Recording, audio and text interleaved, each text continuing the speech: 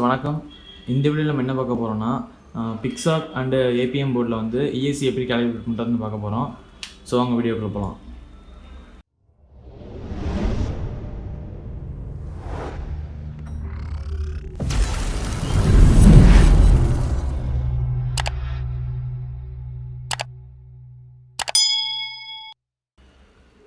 First என்ன பண்ணணுன்னா mission planar சாஃப்ட்வேரில் போயிட்டு நீங்கள் போர்டுக்கு வந்து ஃபிர்ம்வேர் இன்ஸ்டால் பண்ணி முடிச்சிடுங்க.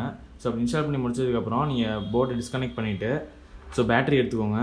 ஸோ பேட்டரி கனெக்ட் பண்ணுறதுக்கு முன்னாடி டிரான்ஸ்மிட்டரில் வந்து த்ராட்டில் வந்து ஃபுல்லாக வச்சுக்கோங்க. த்ராட்டில் ஃபுல்லாக வச்சுட்டு பேட்டரி கனெக்ட் பண்ணிங்கன்னா உங்களுக்கு வந்து போர்டில் வந்து ப்ளூ அண்ட் ரெட் லைட் வந்து ஃப்ளாஷ் ஆகிட்டே இருக்கும் கண்டிப்பாக.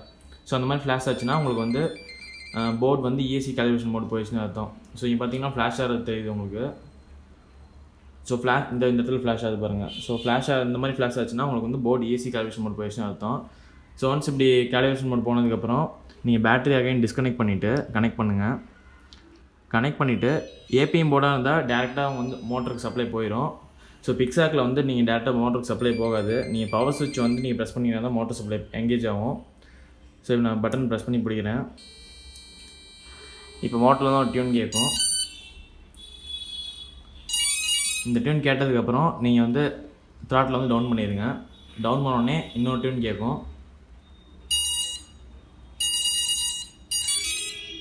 இப்போ வந்து மோட்டர் எல்லாமே வந்து கேலிப்ரேஷன் ஆகிடுச்சு. ஸோ நீங்கள் ஜஸ்ட் வெரிஃபிகேஷனுக்கு வேணால் த்ராட்டில் வந்து அப் பண்ணி பார்த்துக்கோங்க. மோட்டர் ரொட்டேட் ஆகும் ஈவனாக. ஸோ இது முடிச்சுட்டு நீங்கள் பேட்டரியை நார்மலாக வந்து டிஸ்கனெக்ட் பண்ணிவிட்டு அகைன் கனெக்ட் பண்ணிங்கன்னா ஸோ அந்த மோட்லேருந்து உங்களுக்கு வெளியே வந்துடும். நீங்கள் டேரெக்டாக இப்போ வந்து ஆன் பண்ணி ஃப்ளை பண்ணலாம். ஸோ தேங்க்ஸ் ஃபார் வாட்சிங் திஸ் வீடியோ. மறக்காமல் லைக் அண்ட் சப்ஸ்கிரைப் பண்ணிடுங்க.